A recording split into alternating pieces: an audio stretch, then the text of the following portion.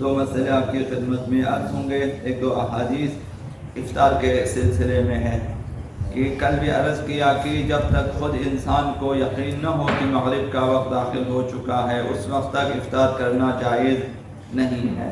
اب اگر کوئی شخص آ کر کہتا ہے کہ مغرب کا وقت داخل ہو چکا ہے اور اس نے خبر دی، جبکہ آپ کو اس کے کہنے سے اطمینان حاصل نہیں ہوتا، آپ کا دل مطمئن نہیں ہوتا اس کے کہنے پر، اور اسی کے کہنے پر روزہ افطار کیا اور بعد میں پتہ چلا کہ مغرب کا وقت داخل نہیں ہوا تھا، تو اس صورتحال میں اس شخص پر قضا اور کفارہ دونوں واجب ہے. ایک غیر قابل اطمینان شخص کے کہنے پر روزہ افطار کیا جبکہ بعد میں پتہ چلا کہ مغرب کا وقت داخل نہیں ہوا تھا،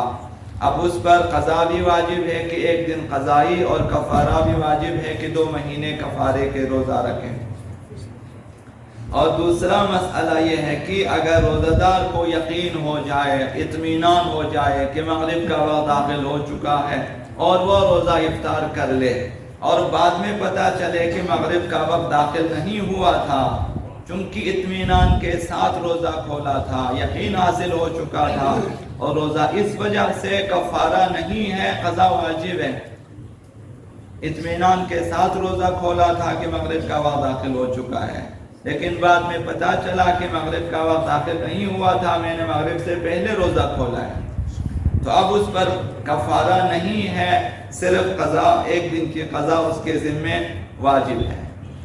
ایک سنت اسلامی اور سنت اہل بیت اطہار یہ ہے کہ افطار کے وقت صدقہ دیا جائے. یہ سنت اسلام اور اسے ہمارے معاشرے میں زندہ ہونا چاہیے. حضرت آقا امام رضا علیہ السلام سے روایت ہے کہ آپ نے فرمایا من تصدق وقت افطارہ علی مسکین برغیف، اگر کوئی شخص اپنے افطار کے وقت کسی مسکین کو روٹی کا ایک ٹکڑا یا روٹی کا ایک ٹکیا، مثلا ایک روٹی جو ہے کسی مسکین کو صدقہ دے، غفر اللہ ذنبہ، خداوند اس کے گناہوں کو معاف فرما دیتا ہے. وَكَتَبَ لَهُ ثَوَابَ عِتْقِ رَقَبَةٍ مِّنَ النَّارِ، خداوند متعال ایک شخص کو جہنم سے آزاد کرنے کا ثواب اسے عنایت فرماتا ہے. کہ ایک شخص کو گویا اس نے گمراہی سے نکالا، ایک شخص کو جہنم کی طرف جانے سے نکالا اور اسے روکا اور اسے جنت کی طرف رہنمائی کی، جہنم سے آزاد کرنے کا ثواب. اور وَقَدَا مِنْ وُلْدِ اسماعیل، اور اسی طرح سے فرزندان حضرت اسماعیل پیغمبر علیہ السلام سے کسی غلام کو آزاد کرنے کا ثواب بھی خداوند اسے عنایت فرما دیتا ہے. تو یہ افطار کے وقت صدقہ دینا اور اس کی تاکید اور اس کا یہ ثواب. حضرت آقا امام صادق علیہ السلام، آقا امام سجاد علیہ السلام کے بارے میں فرماتے ہیں اذا کان اليوم الذي يصوم فيه، جس دن آقا امام سجاد علیہ السلام کا روزہ ہوتا کہ آپ روزہ رکھ لیتے، یأمر بشاة فتذبح، تو آپ حکم دیتے تھے، یہ آپ کی سیرت تھی کہ ایک گوسفند ذبح کیا جائے،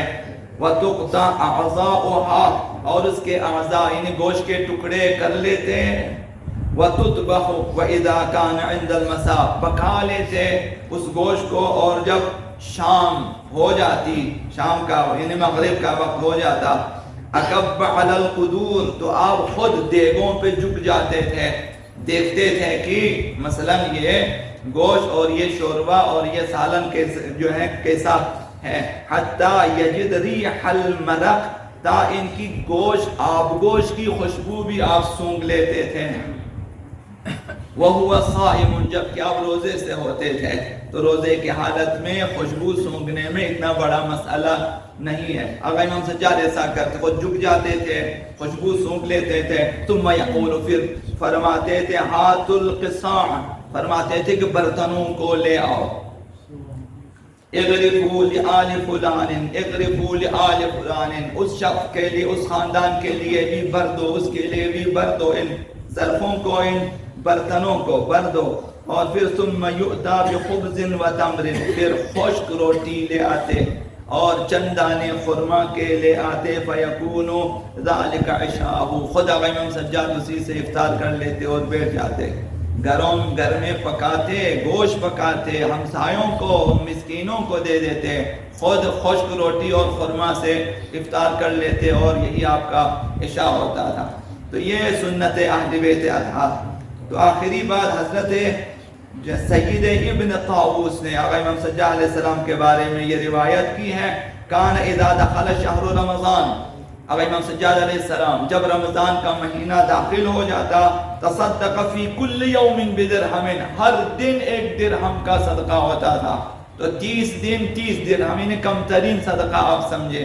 کہ ہم لوگ ابھی 1 درہم کی جتنی قیمت ہوتی ہے 50 روپے 100 روپے مثلا، یا 200 روپے، جن کے پاس جس قدر ہے، ضروری نہیں کہ 1 درہم ہی دیں، اس سے زیادہ بھی آپ دیں مثلا۔ تو آقا امام سجاد کی سیرت یہ تھی کہ ہر روز 1 درہم کا صدقہ دیا کرتے تھے۔ فیقولو، تو آپ فرماتے تھے، لعلی اصیب لیلۃ القدر۔ اب اس فلسفے کو آپ خود سمجھیں، آقا امام سجاد فرماتے ہیں ہر روز میں 1 درہم صدقہ دے دیتا ہوں تاکہ میں شب قدر کو پالوں۔ اس